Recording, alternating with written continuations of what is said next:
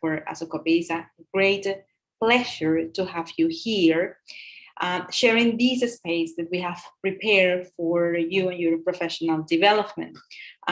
We invite you to say hello in the chat box, and you can share there where are you joining us from, your institution or your city, but what you prefer. And meanwhile, we want to share some important information from Asocopi, apart from the one that you just saw on the video. This year, we are celebrating the 30th anniversary of How Journal.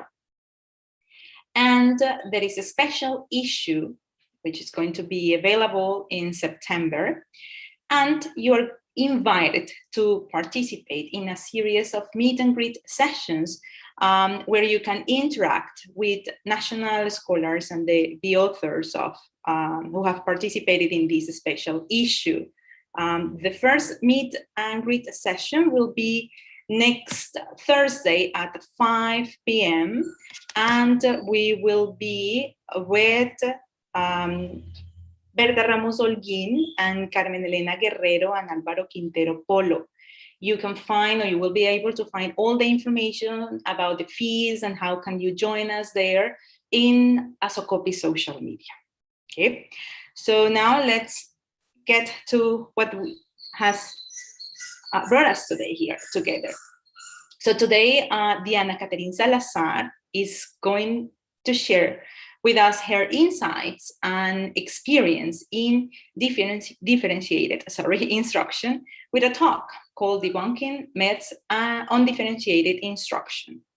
Diana has worked as an English teacher for more than 15 years. She holds an MA in Applied Linguistics from Universidad Distrital, and she's currently teaching at Gimnasio Moderno as a 7th grade teacher, of course, English teacher, and at Universidad de los Andes in their Global English program, where she has implemented flipped learning and differentiated instruction. Her areas of interest in applied linguistics are identity and teacher education. So welcome once again to this wonderful talk. And here now is Diana. So welcome, Diana. And for us, it's a pleasure to have you here. Thank you so much, Eliana, and thank you so much, Asocopi, for opening these spaces. I think that one of the most important things that we need to have as teachers is this networking experience, right? Not only like with experts, but with teachers around our arena who can share, because not every teacher like has the time to put everything on an academic paper. So these spaces are very important. So let's start. Welcome to the Debunking Myths on Differentiated Instruction. So if you want, you can participate through Twitter, hashtag Asocopi, hashtag webinar, hashtag professional development, okay? Let's start with an activity that I like to make with my students, and is the meme activity check mood, okay? So on the chat and through YouTube, I want you teachers to, on a scale from 1 to 7, to weigh how much, or what is your vibe today? What is your teaching? What is your vibe today? What is your mood?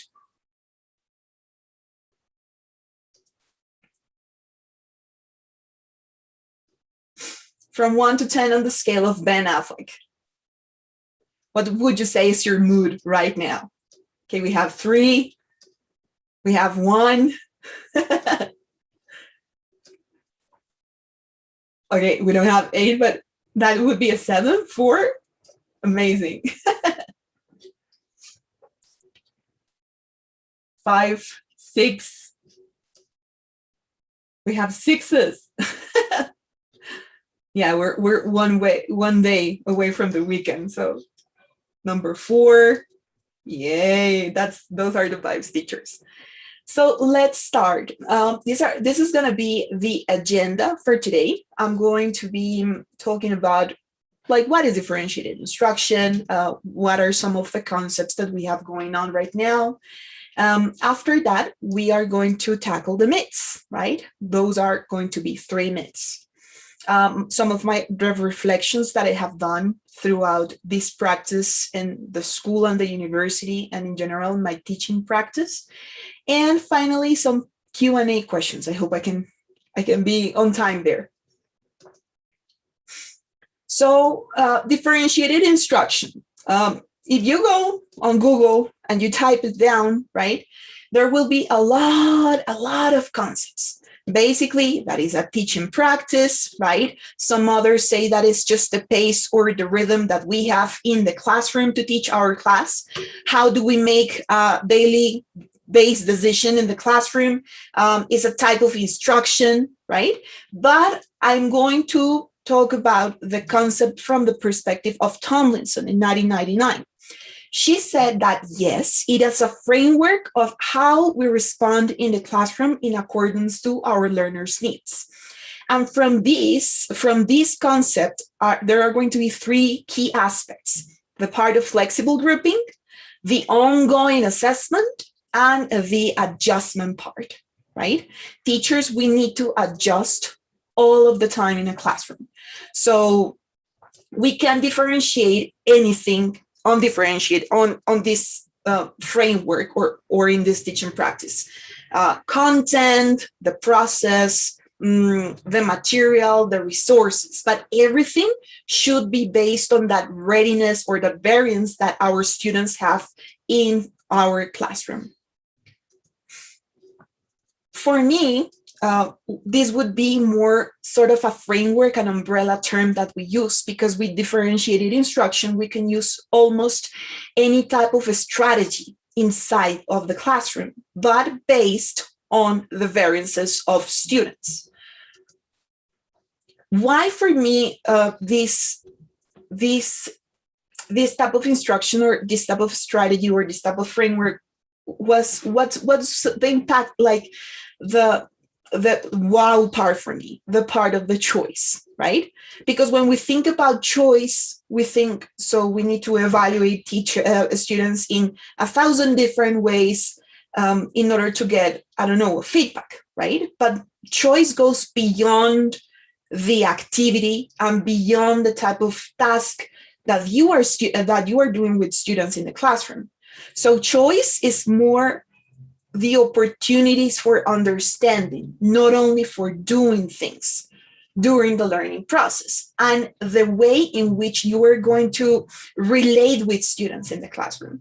In a differentiated classroom or in a differentiated classroom instruction culture, everything that you do needs to be flexible, right? You need to adjust in every part of the process so that students perceive your class as a safe environment.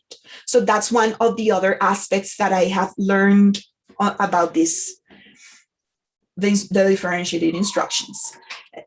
So which are the myths? And I'm going to start with Sad Ben Affleck teacher. So one of the myths that I had before, and some of the myths that are like teachers have on this, is that if you differentiate the class, you need to tailor the activity to every single student, right? So you end up individualizing everything. So if you have 25 students in the classroom, you end up personalizing like 25 times the activity for each one of students. And this is not true at all. So I'm going to start by saying that when we talk about choice in the classroom and when we talk about variance, this comes from a long time ago. So we go back to 1970, more or less, to the variation theory, where phenomenography was done, and is basically how each person understands a phenomenon in a different way, right? Now, back in 1986, Martin said, okay, so if a phenomenon is understood differently by every single person, what happens in the classroom when we're trying to teach a concept or when we are trying to get our students to higher understandings?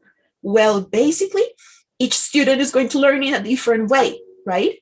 So that comes from variation theory. Now, in the United States, the Association for Curriculum Development and Supervision back there in 2007, they created this concept of the whole child, where every single child or every single teacher needs to be needs to have in mind that the child is a whole, right? In terms of emotions, in terms of physiological necessities or physiological needs. This transforms onto the universal design for learning variability term, right? Which is basically a principle that all individuals are unique in how they learn. And that is what is the variance all about. In order for us to give those choices, in order for us to know what to do or to give different opportunities or to design an activity that is tailored for everybody at the same time, we need to keep this in mind. How our students are unique in every single way. And it's not going to be, this is the reason why we say that we need to adapt activities and we need to adapt frameworks of teaching, more even in our country. The variances in our country are not the same variances that we have in Europe or we have in Asia, right? So it's all about adjusting what we already have. So Bondi and Zujo in 2018 say that in order for us, right, to analyze those variances, we need to have a moment with our students. Before starting the curriculum, the lessons, the planning, even before that, they actually suggest that we go backwards in the design, right? So we need to analyze what we have in the classroom. Who are going to be our students? Because this is all about what I've learned about differentiation is all about intrinsic motivation. Okay, so the idea is that we need to analyze. For example, right now, I'm going to teach a content unit based on social studies, right? But on that, I have immersed, of course, the part of the grammar, the different skills, listening, reading, and writing. But I need to analyze what my students are going to need in order to be successful on that unit, right?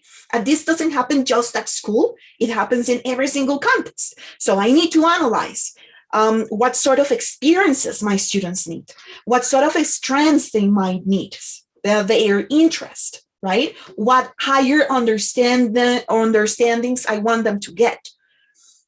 So basically, the variance in a classroom would look like this, what you see right now on my screen. So every single time when I put on the hat of differentiation, I always try to take maybe 1 week with my students just to observe them, right? Making some very cool icebreakers, warm-up activities, right? So I can somehow diagnose what I have, not only in terms of linguistic performance, but in terms of emotions, their backgrounds, right? So I start analyzing. For example, in this one, when I was going to teach how to write an opinion text to fourth graders, I needed to analyze what were the strategies, the strengths, right? And the little bubbles that you see with the stars, they represent the ones that I needed to pay close attention to, because those are the ones that my students may lack, right? So let's say that I am sort of being very analytical for my planning so that I know what issues or what variances can I tackle once I start a unit. And isn't this so much better than just to plan and then like, oh my God, I have to change this because my students may not have the level. It's always better to take 1 week and analyze than to start rushing and seeing how you're going to plan something that is going to fit them.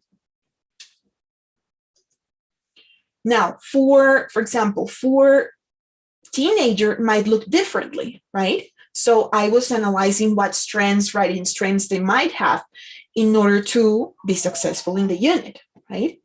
For example, I was working with a book, My Side of the Mountain, And I saw when I was reading the book, I usually do the exercise. Like I double the time that my students are going to read.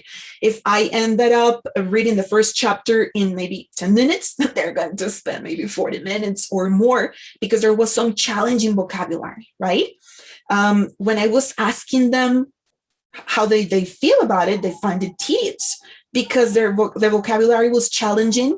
So I started to do more preview vocabulary exercises, and that it didn't even work. So these variants analytics that you see here, I'm a very visual person, may change throughout the lesson or throughout the content or throughout the topic or throughout the unit. So you need to adjust in every single part of the way. So the first thing in order to tackle this myth. So if I differentiate my class, I need to tailor the activity for every student or individualize everything. It is impossible to do this. So my belief is that, and what I have proved and what I have learned from experience is that you need to learn to know your students first in order to differentiate. That is going to be always the first step. Not only to think about, if she's more visual, then I need to design more visuals. And what about the rest of the students that have other types of needs in the classroom? So something else in order to tackle this myth is that Tomlinson said that scaffolding was one of the key aspects in differentiation. And Bonnie and Zusho in 2018 show it as resources for help or assistance. So basically, this is a framework where you have to model, where you have to teach, model, and show your students the different types of help that they're going to find in the classroom. And why is this so important? Because imagine a classroom where you have 19 students asking you questions at the same time, where you can easily have help resources that can be there for them, and you will pay closer attention to the ones that are struggling, right? Or the ones that need a more challenging activity. So I'm going to show you some of the resources and my metaphor upon those resources. And yes, that is me making some trekking around Bogota. So I compare the general resources helps with trekking or with hiking. You always need to be prepared, right? So general resources are going to be basically what I have in the classroom, like this. So in my case, you need dry leggings, you need easy dry clothes, you need a proper gear, you need the snack, you need to be hydrated, right? You need, if you're going to get wet, you may need those changing clothes. Those are the general resources. General resources are the things that we can see visible in the classroom, the dictionaries, the textbooks, right? All the materials, the graphic organizers. If you work sometimes at school, we have these word walls now with the pandemic and the biosecurity issues. We may not have them, but we have them virtually, for example, and I'm going to show you how. We have rubrics available for students, right? So for example, if during that week you are on a writing assignment, you're going to have the rubric with the instructions somewhere visible so that students always remember what is their goal and what they need to do. In case you have ebooks, well, you have ebooks, right? You have some students that you already know are their strengths. They can help you out, right, with those other students. Sometimes you can invite other teachers inside of those classes. You can have the vocabulary, graphic organizers. There's a bunch of stuff, my dear teachers, that you will always find available as a general resource in the classroom, right? One of them, and one of those general resources help that I've always found useful for me, the one that I discovered, was this one, the general help. What is a general help desk? Is a place where you're going to, for example, you're doing an exercise, right, in the classroom, and you only have the key answers in the teacher's book or somewhere else written, just put them there on the desk. And whenever students need to, while you're checking 5 or 6 students at the same time, checking what they're doing, you can have the answers there, and that is going to be fastest feedback for a student. Of course, if we are online, we have other ways to do this, right? With Kahoot and everything. But now that we're going back to normal, we need to think how to tackle that hybrid education, right? So for example, in my case, my students were working on literary genre, right? So if they click here, I'm going to show you the real help desk because that was just an image. If they click here, they're going to go to a graphic organizer of the literary genre, sort of like a review, right? If they are here, they just could go to the HyperDoc, right? Where all of the instructions are. So in a help desk, to make it like more, if you're working online with students, you want to make it like user-friendly, right? So sometimes I put some music there. If I am doing a very quick test, sometimes I put the answers hidden somewhere, for example, on the plant base, right? So they can find it just when I tell them. And of course, it's going to be like the mystery, and you are using elements of gamification into the classroom because they need to find it out, sort of like as not escape room, but it takes elements from it. And that is how a help desk works, right? You need to have all of the resources available for students so you don't keep receiving questions every 5 minutes, and you can just flow, like get on the flow with the class. So those are general resources. Now, for those students who need extra help in the classroom, we have specific help. And if you see, we're going up to tires, we're scaffolding, right? So what is the specific help? The specific help is given to students when they need instruction on the whole activity again, right? So they need to go back to a concrete part of the topic. They do not remember how to write a paragraph. They do not remember how to write a sentence in conditional, for example, right? So you want, for example, video tutorials of conditionals, or you want a graphic organizer of the topic. That is a specific help. And it can be also on the help desk or somewhere visible in the classroom. It's just a matter of having it ready.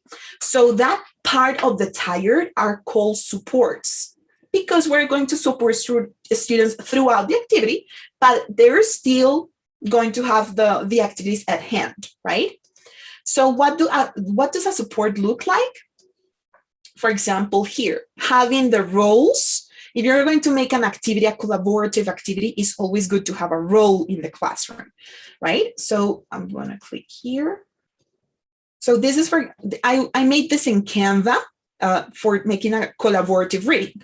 So every single student had a very specific role that they had to fulfill. So if they did this, the instructions always must be very clear and short so that they understand what they need to do. So that you tackle that part of me, teacher, what do I have to do? What do I have to do? What do I have to do? And you don't have to repeat yourself 5 or 6 times, depending on the number of the groups. This is also the instructions are key, right? If you're doing these sort of activities in the class. So you can make a collaborative, this was for the collaborative reading, I think. So for example, in this one, they choose the role, right? They have everything there so they can have access easily to those resources.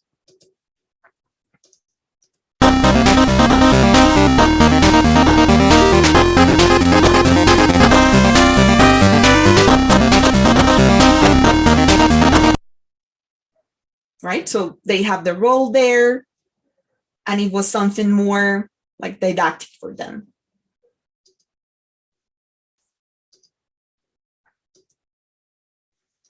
So let's recap. We have the general resources. Then we have the specific resources, such as the supports, right? Now we continue with specific resources of help, and now we go to scaffolds. What are scaffolds? In my case, I am really bad. I am a very nervous person. So I literally suck when I go down a mountain, right? So I need a pole or I need a stick in order for me to have support, because otherwise I just fall down. So in my case, I need help in that specific part of the process. When you make a scaffold, is because a student might need help with a certain part of the task. For example, there are students that they just don't know how to start a writing exercise, or they just don't know how to start a paragraph.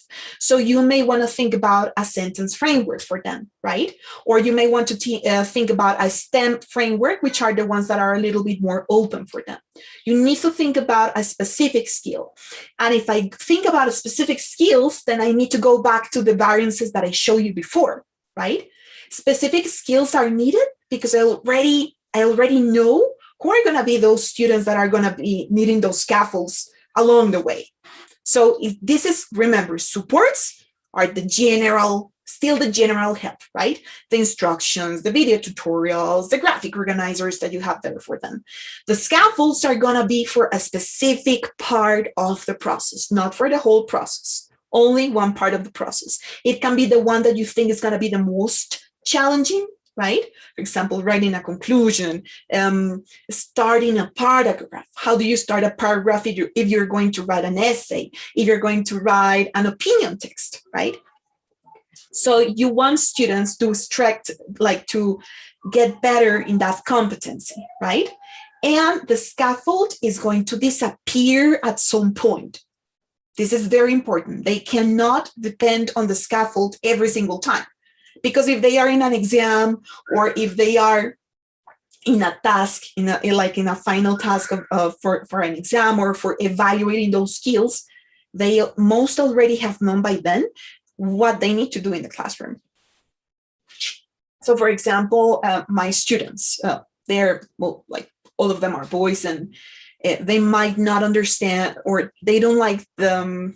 For example, they might not understand how to make, this is only for me, like saving time. So my scaffold was in terms of aesthetic, right? So I made a template of a PowerPoint presentation for them, and they could just reuse it, right? And I made everything. So they need to write down everything. And if you take a look, I put the instructions in every single part of the way, right? This one, an example, also is a scaffold, right? Because what you do after this is that you start erasing parts so they can practice with the text that you have already pre-designed for them, right? So I was telling them how to do it, and I tell them what type of connectors do I use in the exercise. And I also need to give them the oral part of the example. In here, this is one that I did with my students. So what was my scaffold here?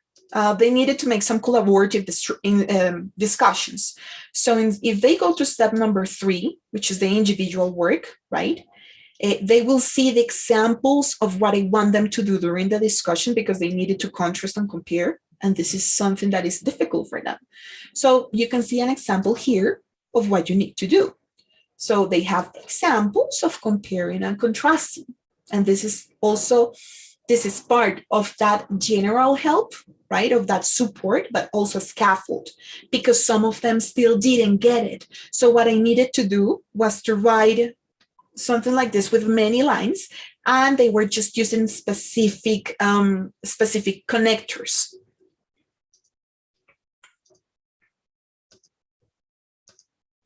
So again, let's recap.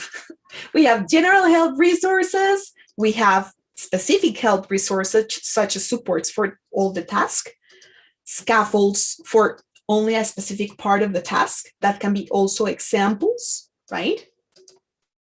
And now we go to the extensions. People think that sometimes differentiated instructions is for those students who struggle. And differentiated instruction is not about that. Differentiated instruction is always to think about your students going always at higher levels of understanding and learning, right? So what you may want to do here is to think about an extension, right? Now that you have the support, maybe what were the supports? For example, a guide in an expedition, right? Who tells you what could be the technique in order to hike, right? The scaffolds. sometimes in my case, the guide had to hold my hand for me not to fall down because I was very nervous going down the mountain, or the pole stick, right? So we go up. Now the extensions. If I were, let's suppose that Diana is almost an intermediate hiker, right? So I want Diana to take more risks and go beyond. So in this part of the process, the students is going to be, she feels that the scaffolds are not challenging her anymore, right? That student. So the scaffolds are not challenging the student anymore. He or she is going to be ready to go up, right? So in the case of a hiker, right, you want the hiker now to go on his or her own with a compass and a map, right? And you want him to guide himself through the forest. The same thing happens in the classroom. It's not just a matter of the quantity of work that I assign to a student. So if my student, okay, so today you have to do a task. Once you finish the task, there's always going to be a student that is like, yeah, I finished already. Everything perfect. We always have those ones. And then you want the student to go up. You're not going to assign just more work, but you want your student, hey, this text was really good.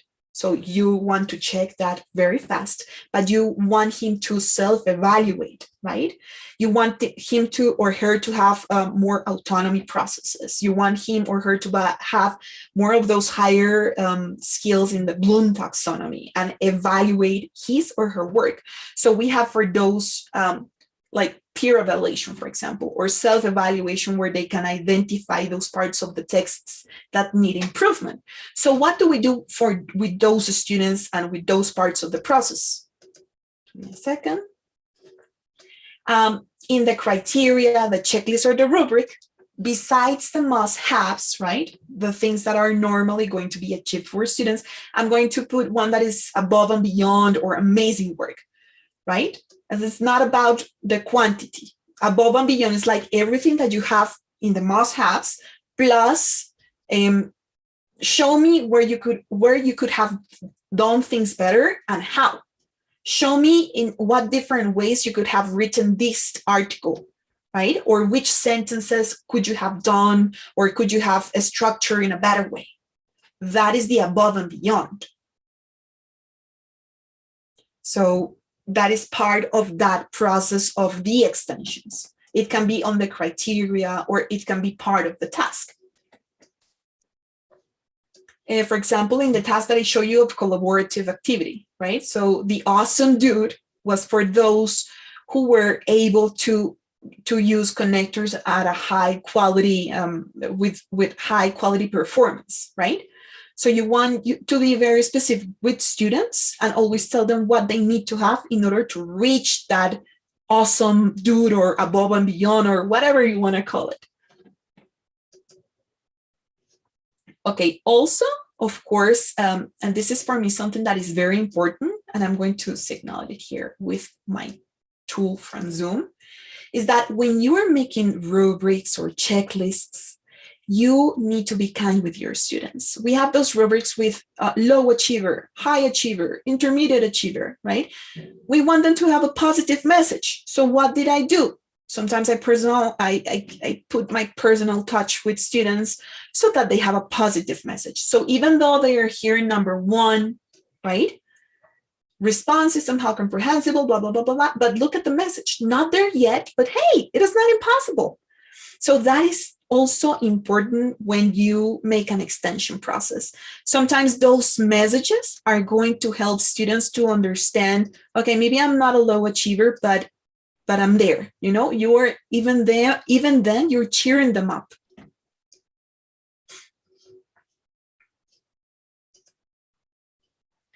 So let's go back to SAT Ben Affleck teacher. If I differentiate my class, I need to tailor the activity for every student or individualize everything. And that is impossible. So my dear friend, no, it's not impossible. You need to know your students and you need to design help. You need to help them out. okay? And help is not only your help. You need to teach them independence and autonomy, right? You need to teach them self-regulation in the case of children and teenagers and sometimes adults at universities when they are in those first semesters of their careers. You need to help them out in different ways. So let's see what is the result of this myth. Myth busted? Absolutely. This myth is definitely busted. The myth have been busted, my dear teachers. Let's go to myth number 2. When I give choice, I can seem as less demanding, a systematic teacher sometimes, because maybe I'm too flexible and my students are not going to take me serious. And students will be confused because there are so many things to do or so much information. So let's take a look. When we say to give students choice or a choice in the classroom, it's not only about telling them that they can choose from different options that you as a teacher assign, right? It's also having a voice of the students in the classroom. This is so important, and this is going to be part of my reflections. I'm going to tell you in the end why. And why am I telling you this? For example, sometimes in my classroom, I want to make my groupings in a certain way. So I always tell them at the beginning of the year or of the semester that sometimes it's going to be random, but for some other occasions, I'm going to observe them. They always know that I always observe their strengths as individuals in order to group them. And this has resulted in good result. I mean, this has resulted in good things for me and for the kids and for the adults that sometimes I have in my class, because they feel, or this is what they say in the evaluation sometimes, that they feel safe and supported somehow, right? Like they can trust that I group them, because sometimes if you work with teenagers, you know that they don't want to be just with anybody. So you always need to reassure them of that. And by doing that, by getting to that level or at that level, you always need to have a constant feedback. So they know that if they lack of one of those strengths or skills or abilities, they can be with someone who can help them to potentialize that. Also, a choice can be the type of task that they're going to do in the classroom. So, for example, in this one, for the final project, I gave them 3 choices. And Elisa from San Mateo, if you're watching me, I always remember you whenever I listen or read the word choice. She taught me, Diana, it is not a choice if you don't give them like 3 options. I was like, okay. And it's been a great advice for me. So, for example, in this one, they had to make a project, right? So they had to they could make a graphic novel or a mini book, or with text and illustrations, or a short film, or like a little movie, right? Or even an audiobook. So they really like to work with media and applications. This was a project that took me years to finish, but they had choices. Maybe I put too many now that I'm reading it, but the way in which I'm going to evaluate those choices is going to be the same, with the same rubric, right? Because for each one of them, so they need to have sort of a process, and they need to have certain elements. So if you see this, you say, Diana, so you need to have a criteria for the graphic novel, or a rubric for the mini book, or like 4 different rubrics. That's crazy, but it's possible. So I'm going to show you what I did. So this was the criteria for me to check any of the products that you see there, right? And they know that since we're working with narratives and with type of stories, they needed to have some elements in order to fulfill that criteria. So they understood this, and they had some reports in every part of the way. What you need to have clear here is that students need to have clarity that whatever they're going to do, they're going to be evaluated in the same way, okay? In this one, for example, this is a a choice board. This is a choice board. And I always think of my choice boards as Bloom taxonomy activities. So there are going to be some that are going to require more thinking than others. So if you take a look at the black ones, the black ones are going to be only for speaking part, sort of like a warm-up, sort of like a metacognition activity for them. And they can, and the idea was to have something like this, like a tic-tac-toe. So if you open this is what my students could see. And they just needed to tell me in which way they were going to solve out their tic-tac-toe. So they have a writing part, they have a little more of higher order thinking skills here in explore and explain or in the challenge, right? And I only put those two activities because I want my students to choose whether or not they want to do them.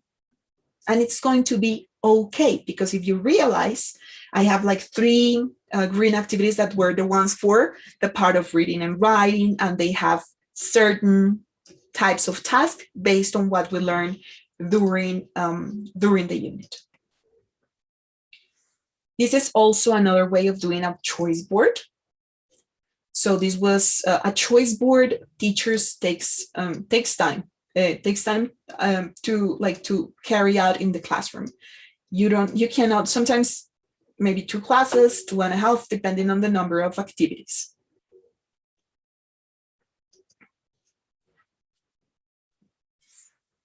And sometimes not every single thing needs to be graded, right? So in order to prepare my students for CAT and PET exams, I make ingenially with the templates of gamifications these type of exercises in which they can practice. And this is for autonomous learning,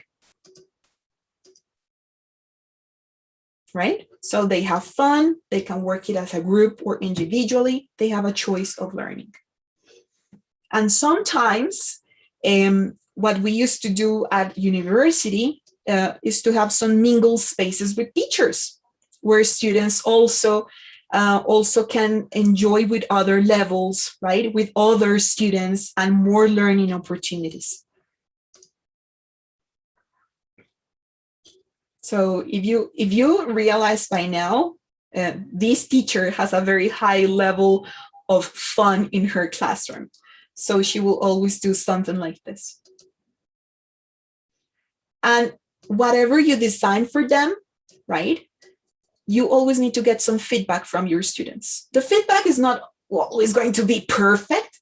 For example, I'm going to show you an answer that cracked me up. This one. I want you to read this one. I think I've learned more English with video games. Ouch. TikTok and anime, but I think the classes are well prepared. Okay, thank you. So at least you know that students are, that they think that your class is demanding somehow because of the amount of activities, the process that they need to undergo, but they have a perception of feeling safe and that the classes are good. There are some other students, like this one, for example, that is not going, they're not going to be happy. And this is such an important part of the process, because in order for you to keep on doing something, you need to get the feedback of your students. In order for you to keep on having those choices, because you think, oh yeah, and giving them a choice in the classroom, but giving them choices sometimes for them is too overwhelming, right? So you always need to keep that in mind. You need to be kind with your students. You always need to be kind with your students. So my dear Ben Affleck, when I give choice, I can seem as less demanding and systematic teacher. No, as you can see, in order to have choices, you need to even prepare a little bit extra or a little bit more for that planning part. Students and I will be confused. If you have the instructions clear, the process is clear, it won't be confusing for them. So what can I say? Variety and choice is important in the classroom. You need to always have a constant feedback of your students in your activities. you always need to know what is their emotional need of student. And I remember my colleague Marta Ramirez, she was saying the other day that not always your students are going to be prepared for a game. And this has happened to me. I always want to have games for everything in my classroom because my need of fun is very high. So I always need to, for me, like keeping them motivated can be something fun, can be something didactic, but it's not always like that. So not every single time my tasks are going to need to be a game. They can be just a process for writing something, but in a didactic way. So you always need to analyze what is the emotional need of students in order to design the choices that you need in the classroom. And you need to be practical for assessing those choices. In the project that I showed you before, I spent a lot of time, right? So, but we always learn from our mistakes and for these parts of the process. So let's see what the myth busted. Myth busted? Absolutely. This myth is definitely busted. So myth busted. And let's go back to the third myth. If I differentiate, I may need to spend a considerable amount of time designing activities and materials, and I don't have the time. And I'm not going to spend a lot of time here. I just want to say something very quickly.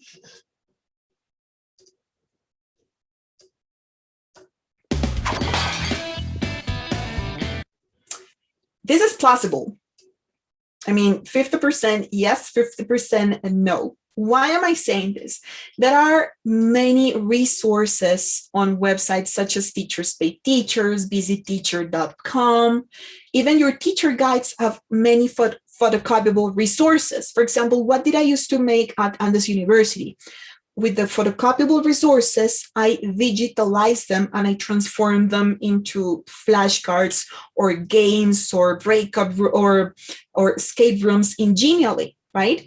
It doesn't have to be you inventing something all the way, but it is always going to need instructions, planning, and of course, that you embrace whatever happens in the classroom and you always be kind to yourself, right? So yeah, you may need the time, but you need to work hard in order to play hard and in order to enjoy what you do in the classroom with your kids, with your university students, right? You need to plan it.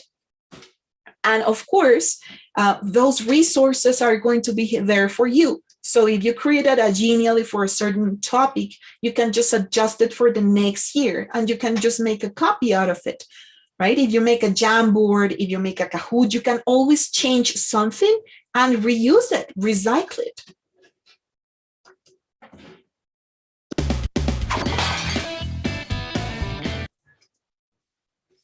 So which were some of my reflections? As I told you at the beginning,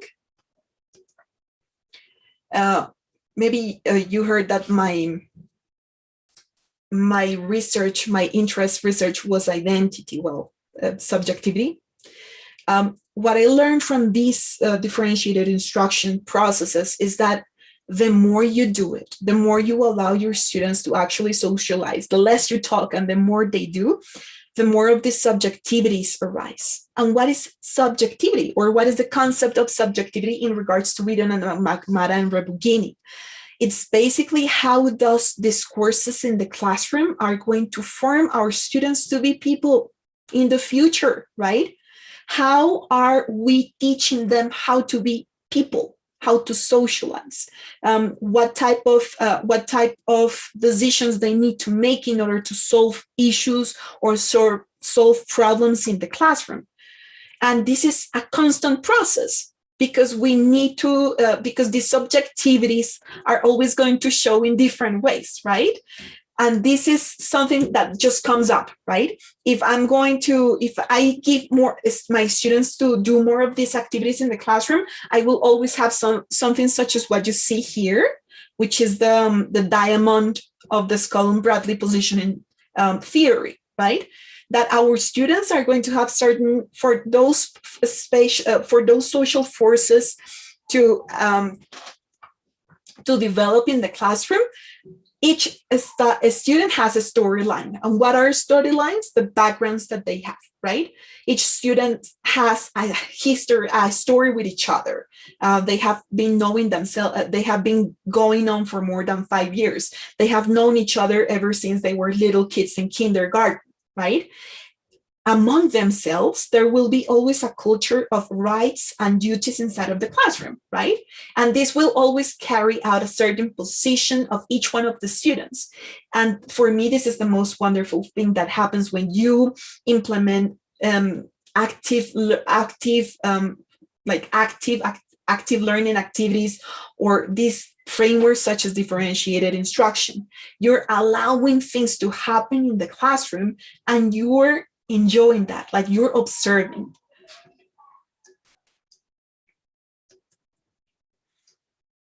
So I think I can open some. Do we have time? Yeah, we have more some time for a Q&A session with you.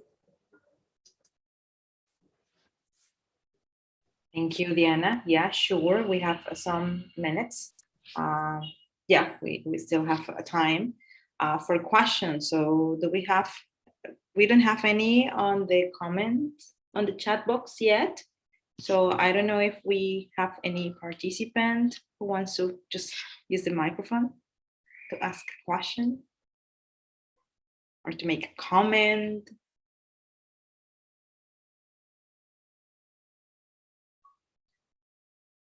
Okay, they are really quiet. They are, yeah.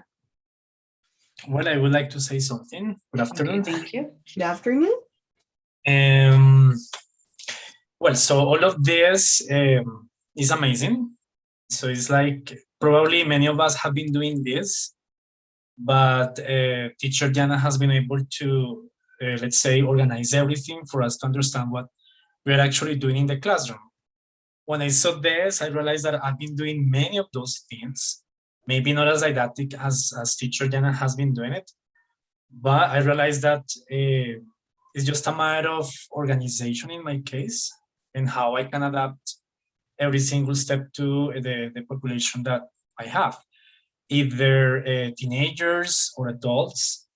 And I think it's a matter of creativity as well. I think it's very important to develop those skills as teachers, because anyways, we are kind of entertainers.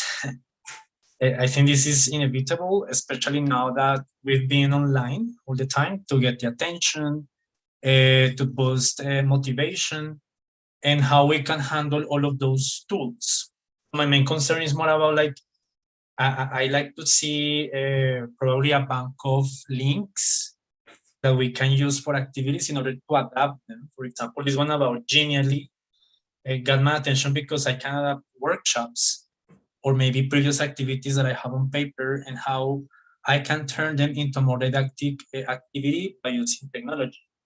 So I would love to have these resources. Maybe, I don't know if it's possible for you guys to send us probably a list of links that we can use to adapt probably these paper activities. So that was something that got my attention.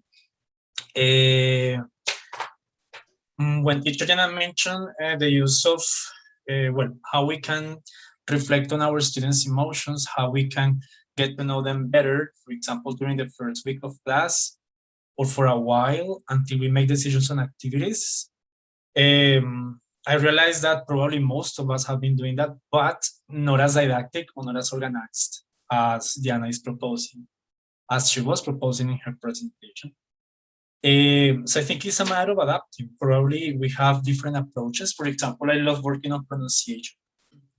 In this key, or also vocabulary, and how I can handle my own style, right? How we can adapt our own styles because we have a personality. Maybe teachers are, well, some of them are more fun than others. And how we can adapt our personality, how we can join our personality features with technology, and how we can create also an identity as teachers, but at the same time to take into account the population we are working with. Kind of reconciliation between the teacher and the group, our own styles, and how we can doing everything through technology. So that is what I wanted to say about the presentation and the insights that I was getting through Diana's presentation. Thank you, Teacher Jonathan. Yeah, I think that sometimes when teachers think about differentiation, like we might think that with everything there might be sort of a more specific framework or more specific planning. But I think that as your reflection, that I totally agree with you. Every single teacher has a different way of approaching things in the classroom. But what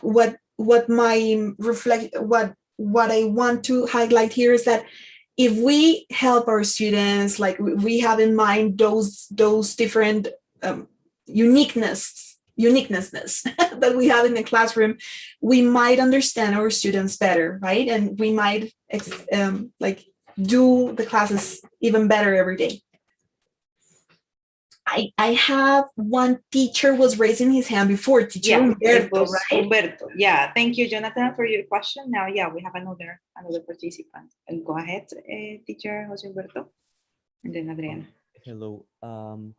Well, it's more like a comment. I think that I got to reflect a lot, maybe sometimes on the frustration that we feel probably with the outcome of the students. And I really liked when Diana was talking about the general help and the specific help we can give our students. I think that or at least it happened to me that sometimes I tend to forget that, well, probably the outcome was not what I was expecting, because I didn't give them like that specific help or that general help they required, right? So it was really helpful to see it here right away, and I could connect it sort of to what happens to me at times in the class. So overall, the presentation was great. I enjoyed it a lot, and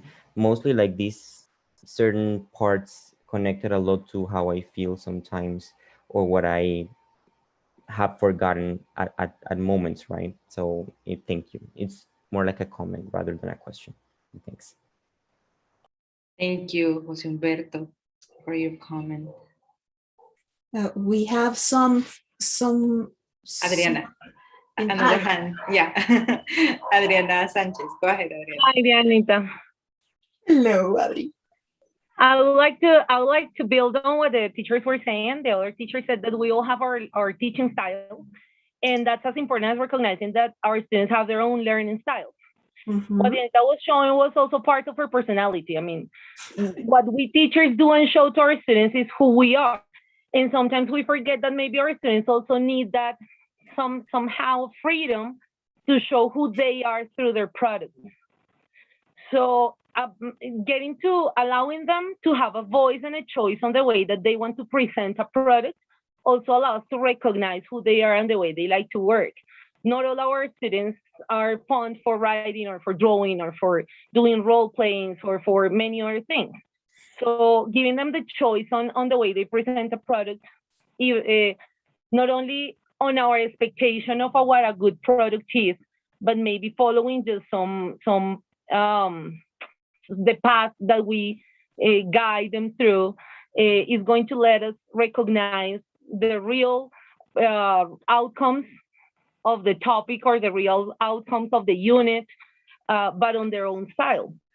Just as we teachers teach in different ways, one of the biggest challenges is also, for example, to deal with other teachers. That they say, that you do these things and then I cannot do this, or I'm not so skillful, or just with other teachers happens the same. So it's just a comment.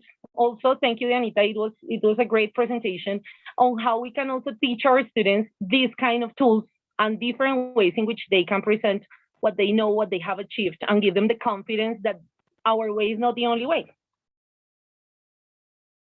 Thank you, teacher Adriana. We had also some maybe Comments. questions in the chat, right? Yeah, and some comments. There is a comment from Marcela. She said, congratulations, Diana.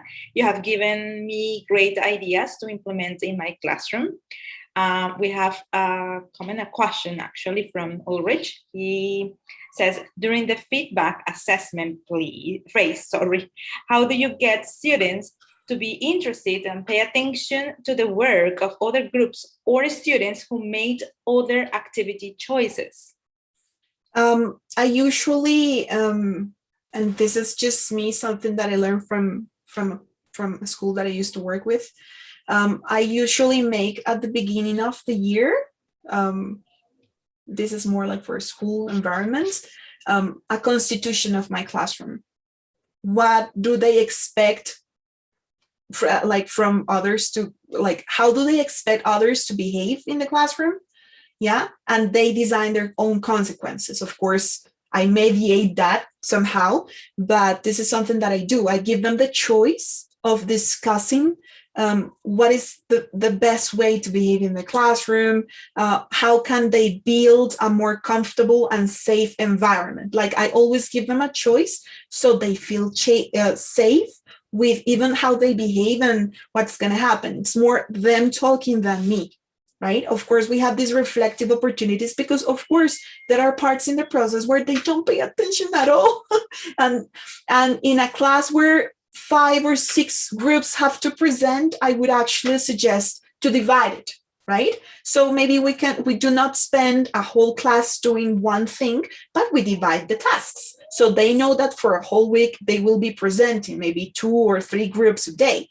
So this is going to help you as well to stabilize that those needs and emotions, because they want to move, they want to stand up.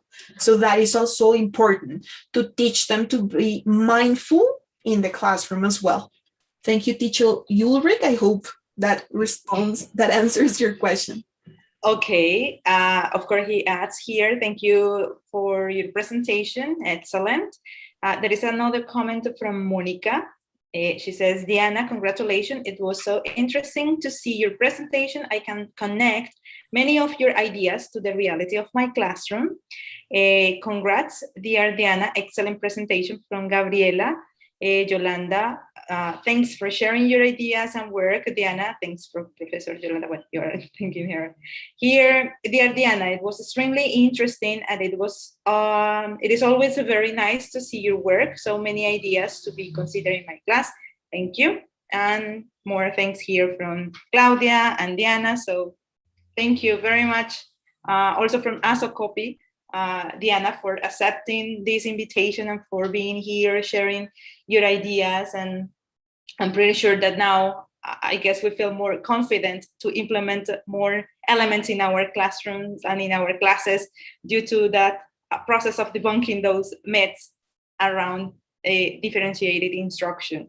Okay, so thank you very much. And thank you for all the participants and people who attend this session. Remember to keep on following ASOCOPY social media to be or to know about the different activities and all the news that we have for you. Okay, so thank you, Diana, once again. Thank you so much, ASOCOPY, and thank you, Eliana, for inviting me over. Sure, so we hope you have all a great rest of the day. You too. Bye-bye.